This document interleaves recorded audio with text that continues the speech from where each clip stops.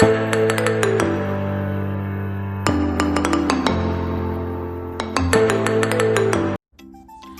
guys, welcome back to my video bersama aku Hesti Prastika.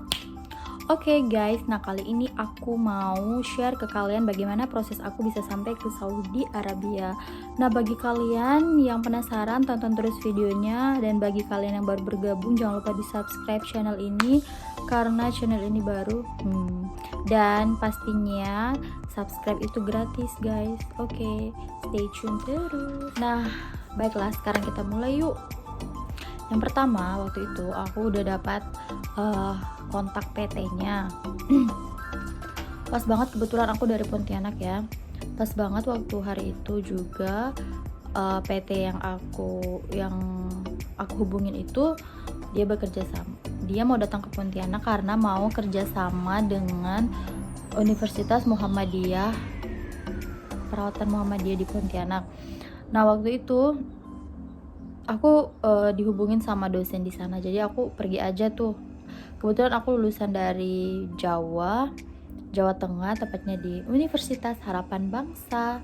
Nah waktu itu udah nih, aku datang aja ke sana. Nah PT-nya tuh mempresentasikan semua negara-negara yang mereka kerjasamain.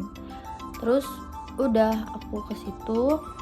Terus aku bawa perlengkapan dokumen aku. Nah habis itu aku diinterview lah satu-satu. Nah kebetulan banget waktu itu ada lowongan tuh di hemodialisa. Nah kebetulan emang aku tuh minatnya emang di hemodialisa waktu kuliah dulu profesinya. Habis itu aku dilatih tuh bahasa kayak pelatihan bahasa Inggris gitu, gimana cara menjawab pertanyaan jika ditanya gitu, pertanyaannya sekitar apa, seperti itu.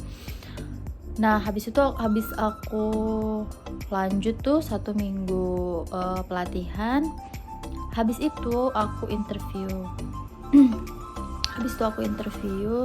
Nah aku interviewnya itu lewat, sebenarnya harusnya pakai Skype, video online itu, tapi waktu itu jaringan lagi bermasalah banget. Pokoknya waktu itu aku udah galau banget, kirain ya ampun, padahal tuh waktu itu ada 10 peserta ya yang interview, tapi di berbagai kota. Nah aku tuh yang terakhir.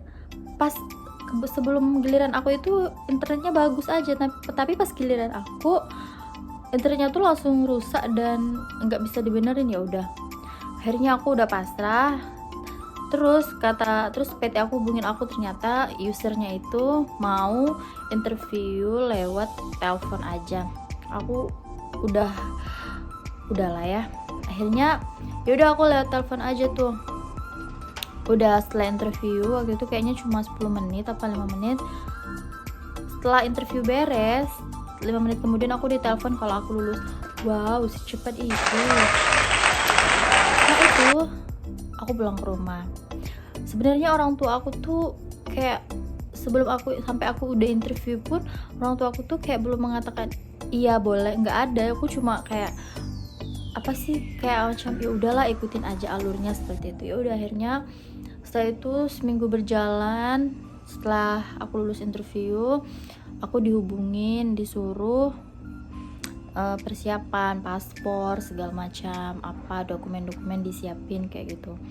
Nah sebulan kemudian aku disuruh ke Jakarta. Aku disuruh MCU waktu itu. Dia nggak mau di Pontianak waktu itu. Dia PT-nya bilang itu harus di klinik yang mereka tunjuk kayak gitu. Ya udah, aku ke Jakarta, medical check up. Terus aku waktu itu kalau nggak salah aku juga tanda tangan job offer. Job offernya dikirim. Habis aku ke Jakarta cuma buat MCU doang. Terus aku balik lagi lah ke Pontianak. Balik lagi beberapa bulan kemudian lagi. Itu lama banget nunggunya cuy, nggak cuma sebentar cuy, langsung berangkat. Galaunya udah kayak gitu banget lah. Nah terus habis itu aku dikirimin job offer. Sebelum job offer itu yaitu banyak dokumen yang harus dipersiapkan, surat izin orang tua, ijazahnya itu harus ditranslate ke bahasa Inggris. Terus apalagi tuh ijazah, STR, surat pengalaman kerja, KTP, kayak gitu-gitu udah beres sampai udah ditranslatein ke bahasa Inggris. Nah udah kirimin lah semuanya, segala paspor. Abis itu aku dapat job offer dan tanda tangan. Di situ kita diperlihatkan gaji berapa, apa aja kerjaan kita, shiftnya berapa lama, libur, masalah vacation, masalah uang makan, transportasi, semua dijelaskan di situ. Setelah aku tanda tangan, beberapa bulan kemudian lagi aku ke Jakarta lagi, disuruh medical check up. Karena medical check up yang pertama itu hangus karena sudah melebihi 3 bulan. Waktu itu galau banget kan ya, karena sembari menunggu kan nggak punya kerjaannya, jadi kita juga kendala masalah biaya seperti itu. Makanya kalau ketika kita ingin memutuskan untuk bekerja di luar negeri itu memang yang pertama itu mental, karena sebelum kita sampai ke luar negeri aja mental kita tuh udah diuji mati-matian gitu. Maksudnya ya Allah, ternyata sesulit ini. Ya udah, karena memang perjalanan itu tidak ada yang mudah, pasti akan ada hambatan-hambatan yang sulit. Jadi ya udah dijalanin aja, siapa nanti juga seiring berjalannya waktu kita akan menjadi bertambah dewasa, bukan begitu? Nah lanjut ya, setelah itu aku ke Jakarta lagi buat medical check up. Pas medical check up itu aku kalau punya masalah lagi tuh katanya di jantung, karena waktu itu emang aku nggak tidur, terus aku juga mahnya kambuh, jadi kayak jantung aku tuh deg-degan kayak gitu, tapi dibilangnya aritmia seperti itu. Tapi besoknya aku suruh ngulang lagi, insya udah habis itu aku ikut pelatihan lagi sebentar karena disuruh kan buat pengenalan lagi hemodialisa seperti apa kayak gitu. Nah aku tuh interviewnya bulan Maret ya, aku berangkatnya tuh bulan 11. Udah nih dari bulan 3 sampai bulan 11 itu banyak sekali cobaannya. Pertama dari mulut-mulut orang, banyak yang bilang, "Hei, hati-hati loh ke Saudi, nanti kamu bisa dijual lah, di sana nanti dijadiin pembantu, terus diculik." Pokoknya banyak banget lah ya.